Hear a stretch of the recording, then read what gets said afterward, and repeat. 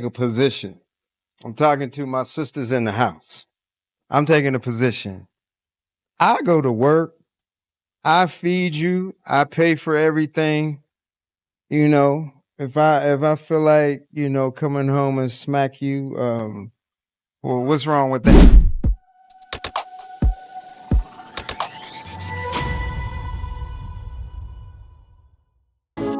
If you ready, I'm ready. Let's talk.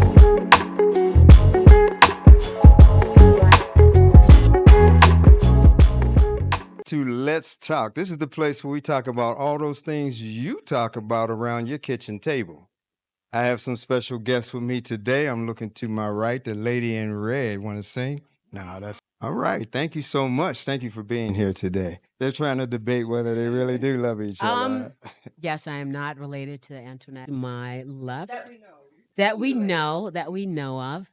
I'm here in South Africa, planning on moving permanently, and I'm from New Jersey, a former teacher of high school. And you'll find out who I am as I speak. So we're gonna move this over to the next person here. Go Y- ahead.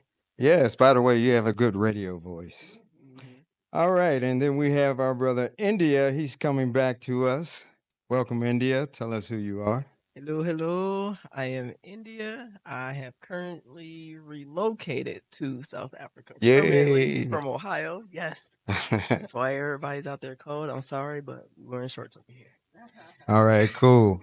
And I'm Gregory, as you know, and I'm from Pittsburgh, Pennsylvania, but I've been in the motherland now for 5.5 years and I'm loving it. Welcome, everyone. Thank you for coming. Today, we're going to take up an interesting topic that has affected, I'm sure, all of us. That subject matter is domestic violence. Domestic violence. What is it? It's physical abuse, psychological and emotional abuse, sexual abuse by a partner, family member, and it affects everyone. Not just women, it affects men too. I actually have an uncle whose wife used to beat him. Yeah, yeah. So you think about it. Let's talk about it. That's a sensitive subject because I've gone through it and I've also lost a friend that they both their hands went up. Very toxic. And then one night, knife got involved. You want to go to the hospital, that type of stuff. As friends, like, hey, you guys need to, take some time apart, maybe go with counseling, but especially something like counseling or therapy or being able to go and see someone about mental health is looked at as something negative, especially in the Mm. black community. Hmm. So nobody wants to go like, no, I'm not going to go to like crazy. It's like, it's Globally speaking, about 30% of women are subjected to physical abuse, psychological or emotional abuse, sexual abuse, and 8% men. 8% men. Um, and I had a friend who, when I lived in Los Angeles, told me, he said, man, if you want to see some destruction, gay folks, when they get into battles at home, they really try to hurt one another. Um, Domestic violence, it's in our communities. It affects family members. And I want to hear what you have to say, ladies. What did you do as a physician? What was your focus? Family medicine. So that's good because statistics say that 25% of teens, 16 to 19, are experience domestic abuse. Have you ever seen it in your practice? Mm. So when we look at this matter, what do you guys think? Why does it happen?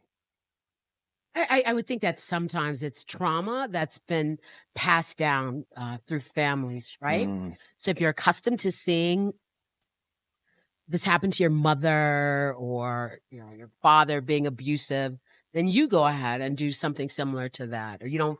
I mean, it's the norm in your family. And again, just like Antoinette, I haven't experienced this necessarily in any serious kind of way. I mean, Might have got hit one time, and then that was the end of my marriage.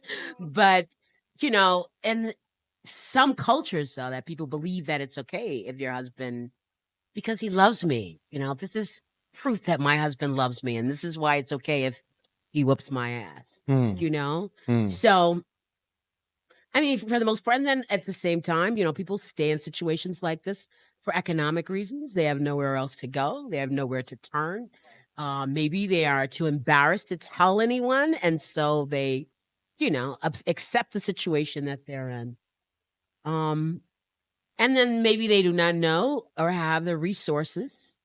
They're not, available to them to know who to turn to. I certainly know that after the whole OJ incident, that the government, I don't know, the law, whatever, the cops became more sensitive to things like this happening. And so would be willing to take away the abuser out of the house much quicker than saying, oh, just deal with it. But I mean, I'm sure it's certain that some of this is cultural. It's a norm in some societies. And, You bring up an interesting point when you say cultural. Because being here in South Africa for 5.5 years, some people think that's a right. Some people think it's a right to be able to beat your wife. I paid Lobola, Yeah, so I mean, she's my wife. I paid for this. Sure.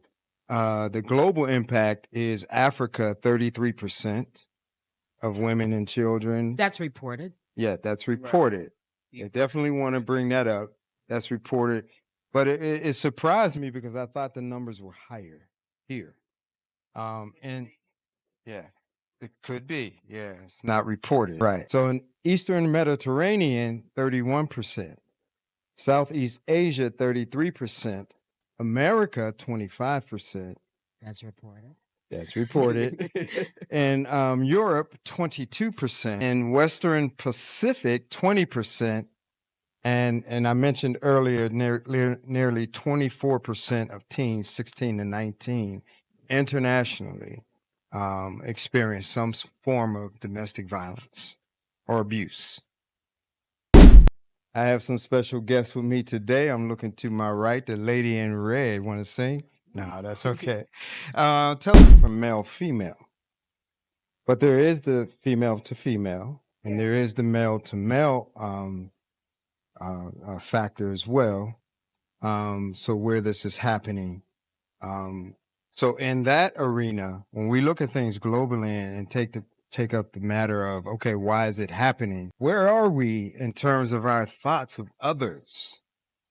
That we devalue them so much now that I feel like I need to beat them to a pulp, to do what I want them to do or to feel powerful. I mean, there's no doubt that domestic violence is an act of power. Okay. So, yeah, why do we need or have that need that we feel like we need to control someone like that? I have an answer to that, but I want you to go. You go ahead. You It's look like you got programmed something. in the world. Like everything is about domination.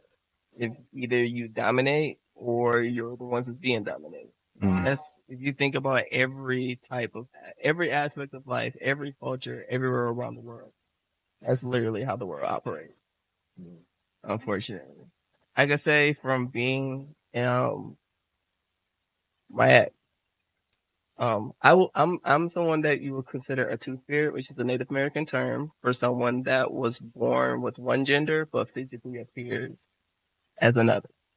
So, with my ex, it was the same-sex relationship, female to female, and it wasn't the physical abuse; it was the emotional, the mental, and the spiritual abuse. Which you can't report those because you have no proof. You don't have a black eye. You don't have a broken arm or anything like that. And I definitely agree when it comes to education. But I could say for my situation, it was education for myself, me being I was.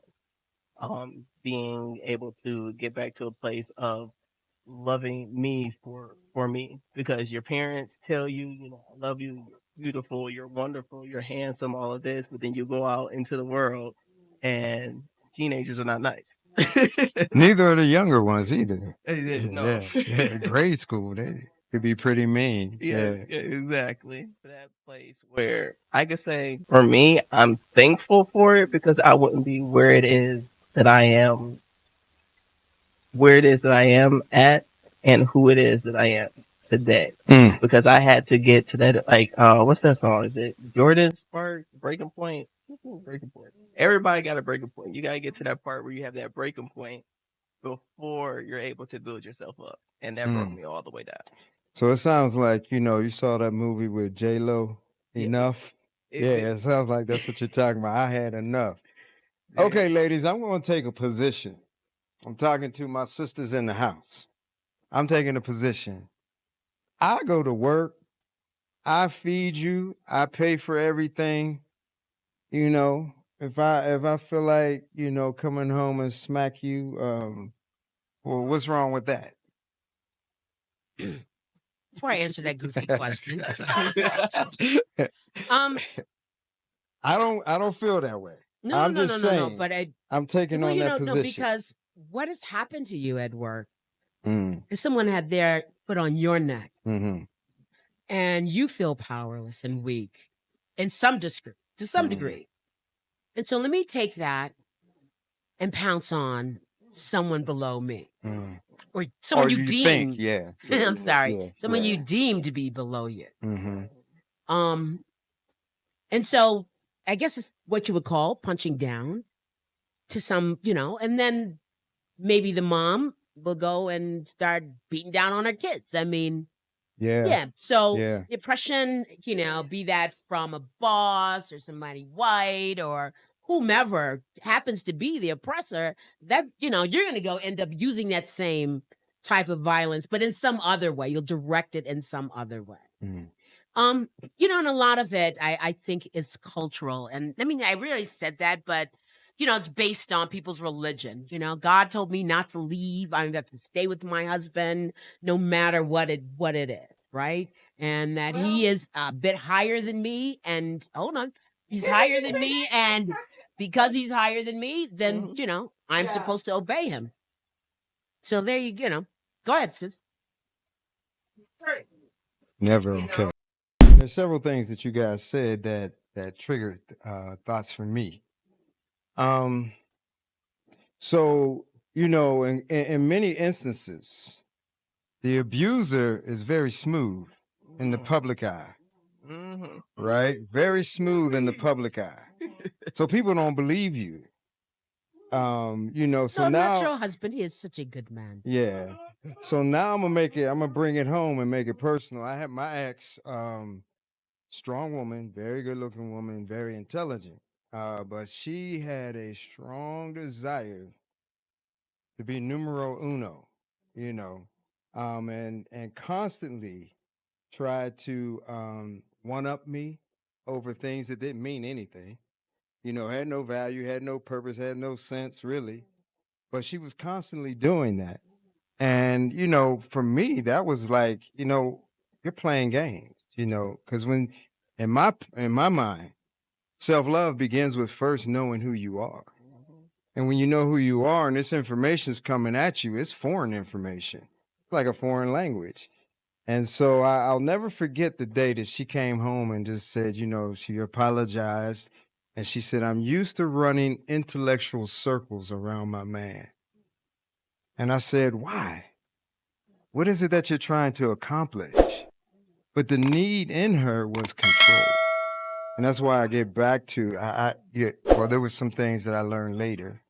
But at that time, I didn't know why. But that was why I asked her that question. Why? What is it that you're trying to achieve here? Well, on that level, yeah. But her thing, she pushed that thing. She pushed that agenda. Took a step back and said, this doesn't make sense. We're supposed to be building together, not, who's going to be Charles in charge, right? So when I understood that, I saw her need for control. And that is the core issue when we talk about domestic violence. I've counseled several sisters here in South Africa, and they said something that relates to what you brought out. They said, men have been so emasculated here in South Africa that, you know, this is the one place, one situation where they have a little sense of power or control of the circumstances.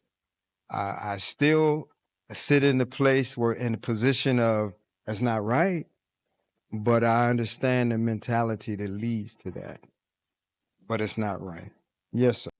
Your own mind, your own emotions, the little things that external to you that you can't control. You're going to control something. Does emotional intelligence fit in this equation? Because yeah, I mean, I can feel a certain way, but does that mean I have to act on it? We got quiet in the room.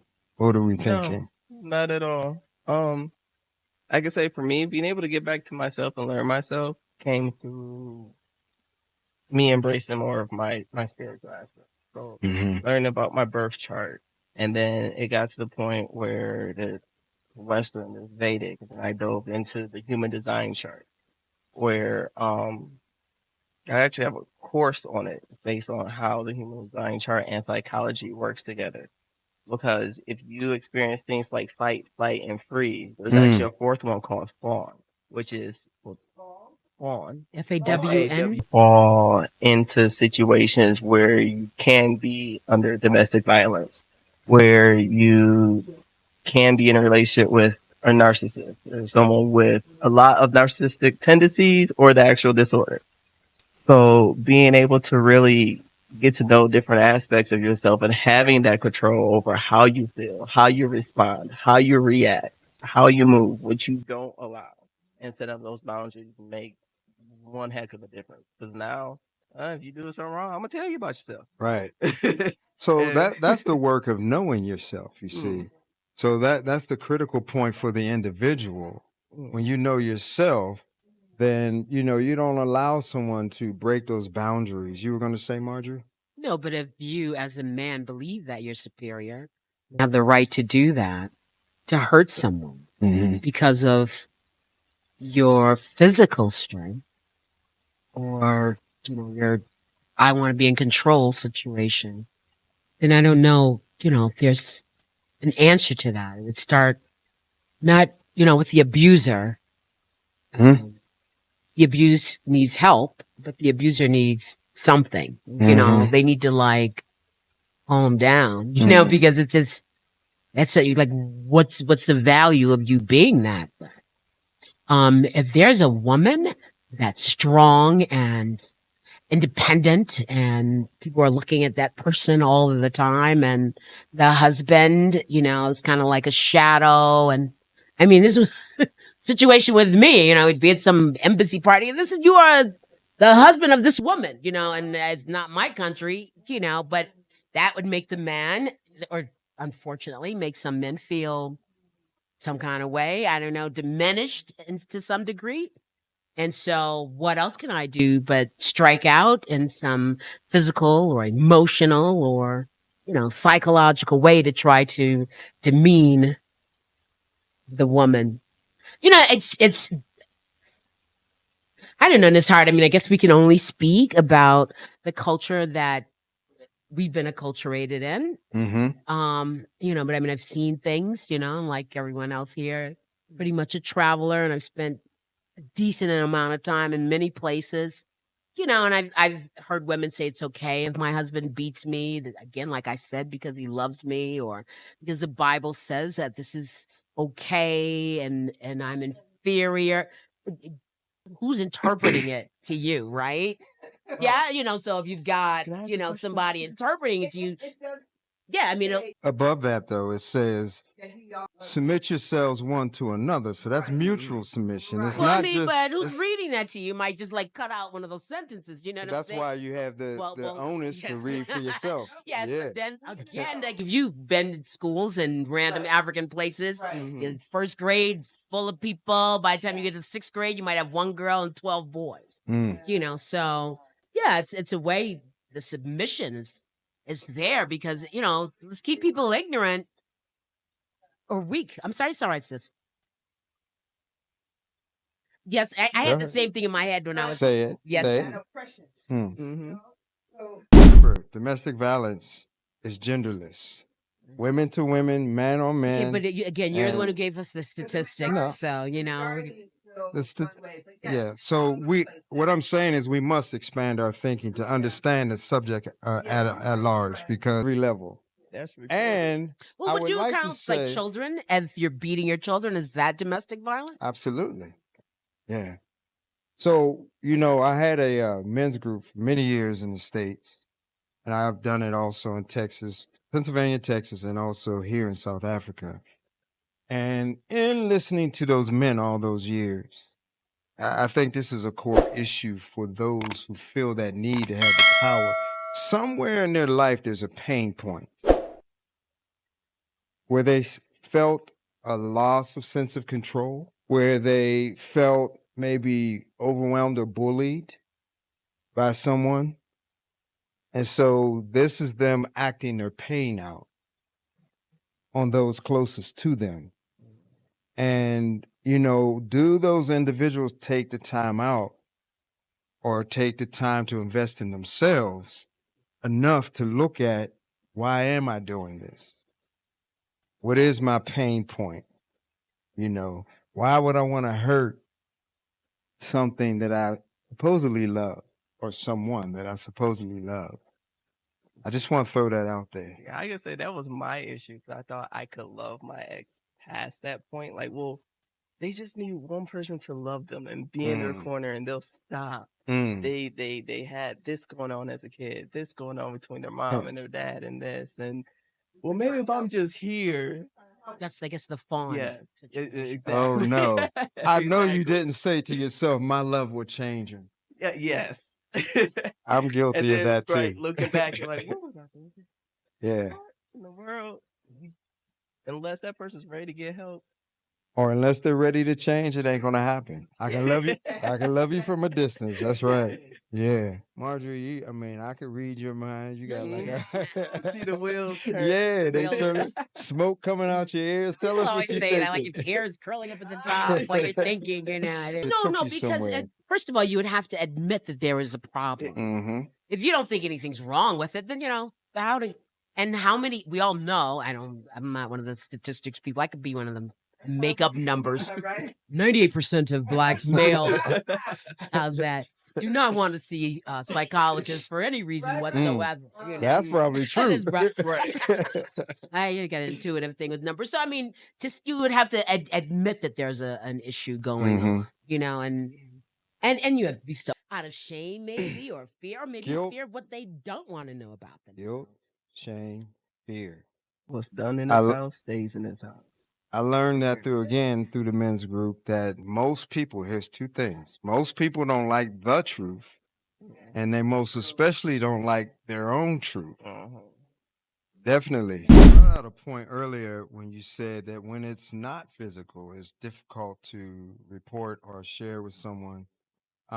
Again, if I would tell people in the public what my ex was like at home, they would never believe me. Yeah. No. They would never believe the constant barrage of assaults and insults that would come from that mouth. They would never believe it, because in the public, there was another persona that everyone embraced and loved, and everyone looked up to. There was definitely, there was two personalities. I didn't get into that part of it.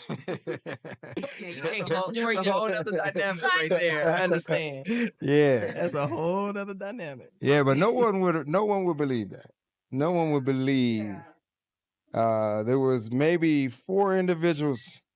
Like, do you hear yourself? And then they thump out the room. Stuff like that. Yeah. So I would diffuse it, but over time, and the other part of it, the emotional intelligence to understand that what you're saying doesn't relate to me. It doesn't define me. So, it's, as I mentioned earlier, it's like a foreign language to me. So, did it frustrate me? Absolutely. Yeah, absolutely. Anyone, anybody attacking your character when you're only talking about why was the milk cap left off, and now there's an insult on your personality, so your character. Oh, yeah, well, we all do, really, actually. Yeah. Yeah. Mm. So that person in that situation that is so smooth. I mean, that part is hard. I had a woman that I counseled, and the other part of it is the person who just doesn't want or feel the courage. I may want to say to walk away.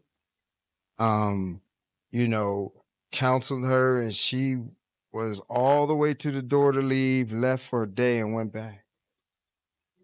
2 days. 2 days.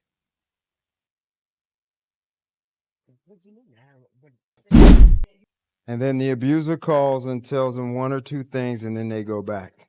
Oh, Yeah. Sometimes they want to hear that, and they go back. The only way I can explain it being on the side of one who counsel people, and then you see them go right back into the lion's den. How do you explain that? well, it sounds like both of them have some kind of psychological issue. I agree. I agree. You know, maybe like one's a sadist and the other one's a masochist, and That's a you know. whole different subject. You think so? We'll tackle that in we'll tackle that one in the next episode. I mean, like some people like enjoy inflicting pain, and other people may, you know, he loves me because he, you know, or she loves me because she slaps me around. I don't know, you know. But I mean, I think we have to recognize. I mean, again, I keep going back to us as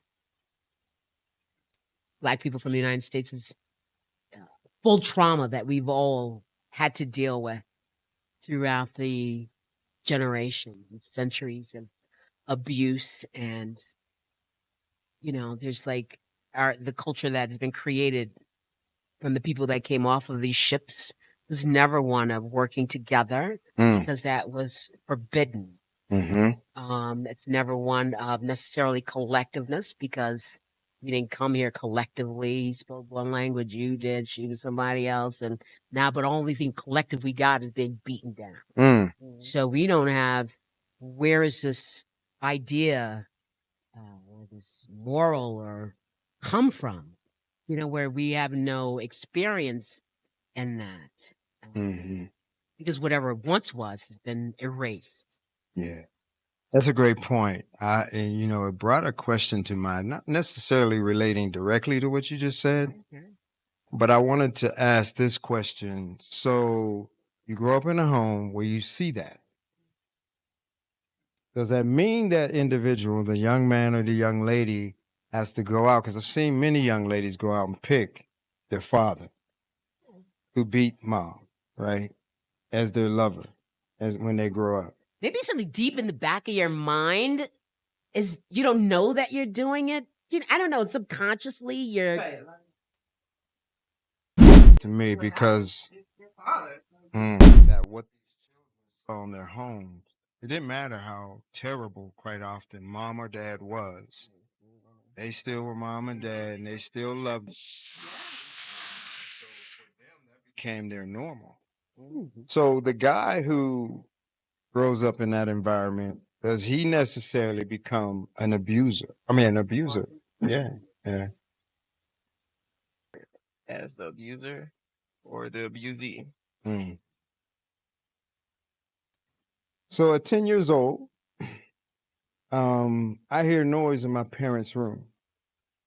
And I go peek in the doorway. You know, you're not allowed to go in mom and dad's room. But I peek through the doorway and I see my mother and father physically fighting. I see him throw my mother to the floor, and I run, go get, and I grew up with 5 sisters and no brother. So I run, get my oldest sister, and I'm thinking we all together, 6 of us gonna go jump on dad and get him off mom, right? She took them out the house. The rest of my sisters, I said I grew up with 5 sisters. So she took the rest of them out the house. She, your mom, or the older sister? I went to get my oldest sister, and I'm thinking that the 5 of them plus me, we're gonna jump on him and pull him off mom, right? And next thing I see her taking them all out the house. I've never known desperation like that moment. Yeah. I ran to my uncle's house about 3 blocks away. He wasn't home. I run all the way back. I get home. My mother lets me in the house. She has a black eye. My dad's not there. My dad rings the doorbell. I see him outside. I go upstairs and get my baseball bat. I come downstairs. I was 10. Yeah.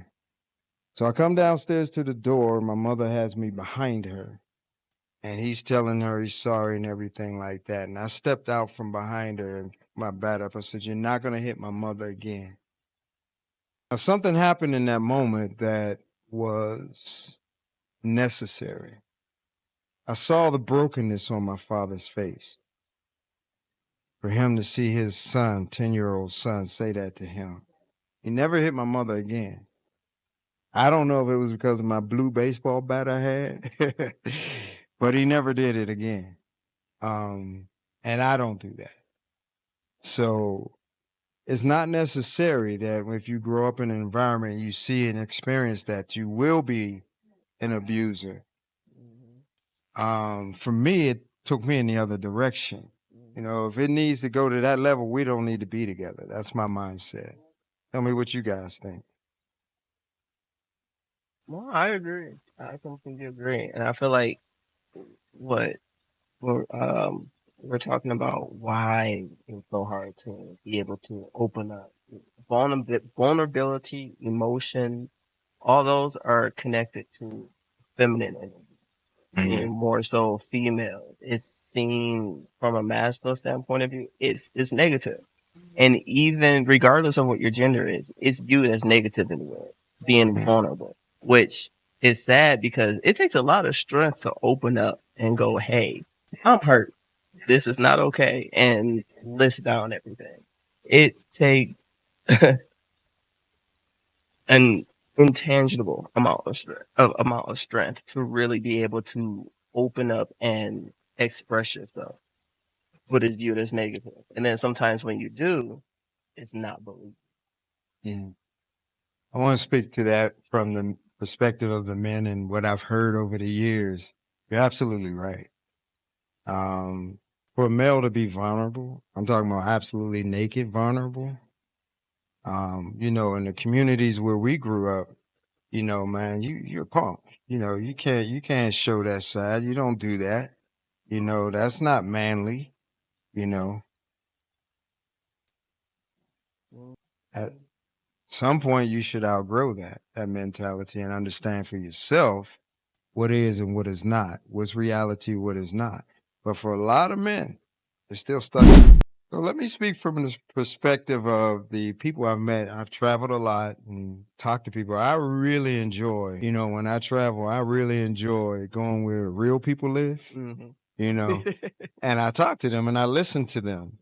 And in many cultures, um, it's embarrassing for a woman to tell that truth, that I'm being psychologically abused, emotionally abused, verbally abused. I had a sister tell me once, actually, sorry, it was a white sister, I would say it that way. She told me, I would rather be physically abused than emotionally or psychologically abused. I was shocked. I said, "What do you mean?" She said, "Physical wounds heal. The verbal abuse takes years to heal." And I felt a little bit of that in my situation because after the marriage dissolved, I found myself a little stuff. I didn't know that had affected me, you know? So I grew to understand what that sister was telling me. She said, I'd rather be physically abused above being verbally, emotionally, or psychologically abused. Go ahead. I feel like some people go back because I could say for me, I had to learn to fall in love with the person as how they present themselves and not their potential. Which it's because you see, everybody has ambitions, everybody has dreams, everybody has potential. But if you fall in love with someone's potential, they might not ever actualize that. And if they don't, then you're stuck in this own fantasy world that you have in a Dream. relationship with yourself and not them. Because that could be your potential that you're projecting onto them, just like they're projecting all their pain back onto you. And it took a lot. It took a lot, even with friendships. Still, like, okay, this person did this. Do I give them another chance? Do I look? I'm part Scorpio, so I'm gonna feed you with a long-handed spoon. You know? Well, I need some time to work this out. But I that was something that I had to learn. Like, okay, let me judge you based off of your action. If you're still not doing it, then it is what it is. Well, I love what you just said because I developed a personal philosophy. I believe more of what a person does than what they say. Yes. Mm-hmm. Yes. I believe more of what a person does than what they say. You can tell me forever, I'm changing, I'm doing this, I'm doing that. I'm looking at what you're doing because energy propels everything. It makes everything move. So when I see your energy going in a different direction than what you're saying to me, I got to believe the direction I see you going in. Right. Because that tells me everything. Marjorie, you are out there, girl. What are you thinking about? No, but I do think that in some cases people, I don't know, they just get accustomed to this drama of fighting and arguing and, you know, something exciting to happen. You know, I dated that person before. Oh, okay. I mean, but you know, it's like, I don't know Reality show why life. anybody, yeah, it's like, and I'm just like, I don't understand where that comes from. And after a Oh. while, it just, I don't know. You just hurt goes me. away. I'm sorry. Well, good. Oh, I just abused him. You see that? You know Without why? even trying. Yes. Come back, baby, please. I See, won't what had happened again. was. No, that's but it. I mean, you know, there is this like this thing, like it's fun fighting I and will tell you in a it's minute. fun arguing, and you know, I don't know. I'm not going to say her name, but I dated that person once.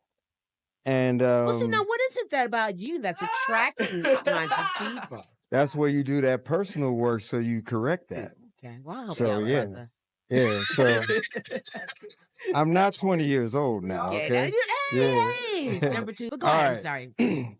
So she verbally, you know, embarrassed me once. I told her don't do that again, right? So we were out one night and some people came in the restaurant, causing a lot of commotion at the register. We in the United States, it's like 2:30 in the morning.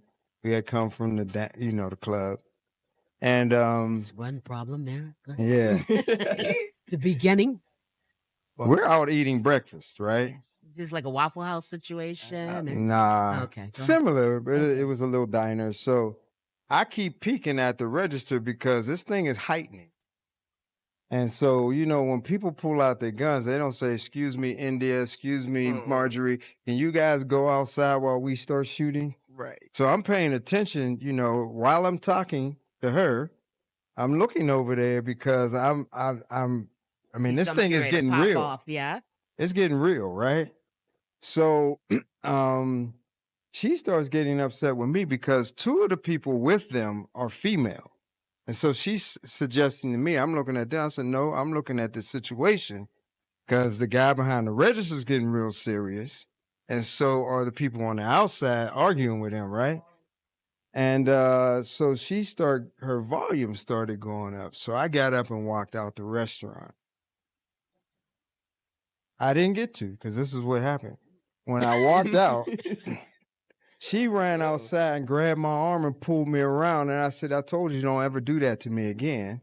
So I turned and I started walking toward my car. And she grabs me again. She said, well, maybe if you put me in my place, I wouldn't act like this. Maybe if you put me in my place, I wouldn't act like this. Now, I've heard some men here say that it's the woman's fault. And so I have a right to beat my woman. Yeah. But in that case, you know, they would have taken that opportunity, you know, I would think. But for me, I looked at her and said, you've got the wrong man. And I kept going. Did you give her a ride home? She found her way. She was okay. So this is a drama-seeking person. Yeah. I said I dated that person once. Yeah. I see. So I wonder, where did she get this idea that there was a place for her to be put? You see? So that may have come from her family and her trauma. Yeah. And background. I believe that.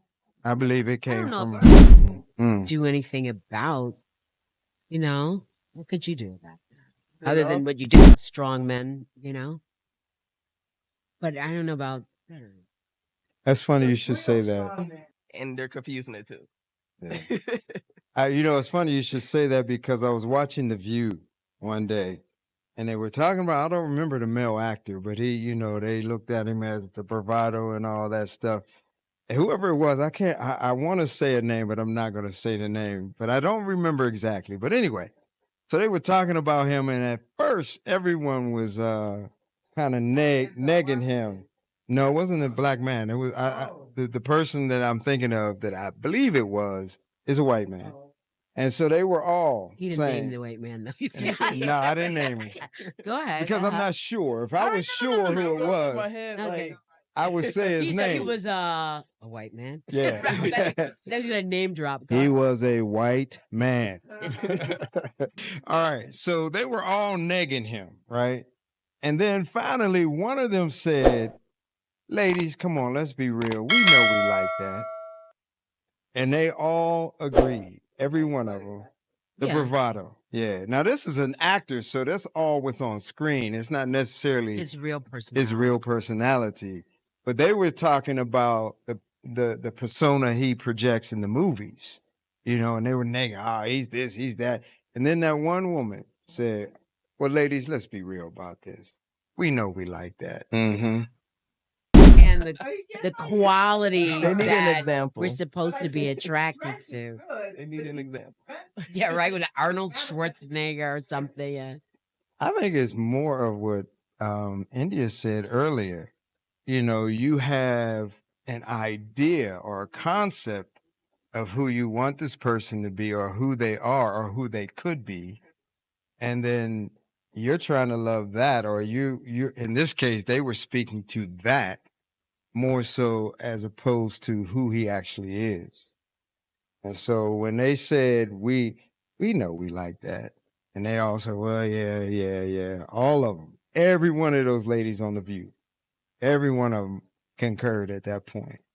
I don't know. His qualities are. So I'm going to tell you who I think it was, if I remember correctly, Arnold Schwarzenegger. I say you didn't just say that. Don't try to be. See, people be taking your stuff. I didn't hear you, so What's so but I think it was appealing about Arnold. him? I mean, I can't speak to that. I mean, you can have a big, strong man, but he could be stupid, you know. But that's not what they were talking about. They were saying the bravado. that kind of guy is what they like. To the point of India that they like the tough guy, you know, the image. Yeah, but what about his brain, though? I mean, like, what about that? The women I'm telling you, they all concurred when she said, ladies, come on. Back full circle now. Let's come back home. Big dummy. Yeah. I'm still on. What Big, about but his you a brains, dummy. though? Are you trying to say Arnold's dumb? I mean, I don't, see him as any, Clark Kent would be sexier than Arnold. You know, we're going to deal with, fictitious characters. I can see you had an active imagination growing up. What? I'm like, oh my God, Clark. No, it wasn't like that. Go into that booth. Go. Anyway, let's bring this He was holding subject. secrets anyway. I didn't know he was Superman. You didn't know that. Okay. Did Lois know that? I don't know. Anyway. That wasn't my show. Let's bring this to a close. I have some notes on the truth about domestic violence. I'd like to share those with you. If you have comments as I read along, please speak up, speak out. Domestic violence is about power and control. It is. This is what the psychologists tell us. It is about power and control. Wait, is this a true or false test? It is not. Oh, okay. I'm closing and I'm sharing the information Okay, that's the truth about domestic violence. All right. Thank you for giving her the information, because somehow it just kind of. It's, She's still thinking about Clark Kent. Is that what it is? Oh my God. She's stuck in the phone booth. Escape. It's a form of emotional unintelligence. Yep. Because in any situation, in all situations, we are responsible for ourselves. and we make our own decision. So to say someone made me do it is not actual factual. It's an excuse. I had a friend tell me once that excuses are basically a lie with a bow tie on. You know, it's all dressed up and look good, but it ain't the truth, right? It indicates one's lack of ability to control him or herself. Domestic violence is a public health crisis. It was over, what was the number I had here earlier? 8.3 billion spent in America. Mental health services, medical expenses, and loss of productivity. In other words, people missing work due to domestic violence.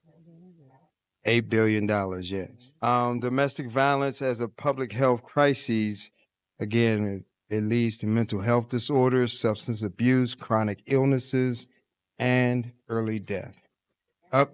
Early death. The numbers say that 140 people per day are killed behind domestic violence. 140 people a day. The final truth is domestic violence thrives in silence. You guys brought this out perfectly. We need to talk about it more.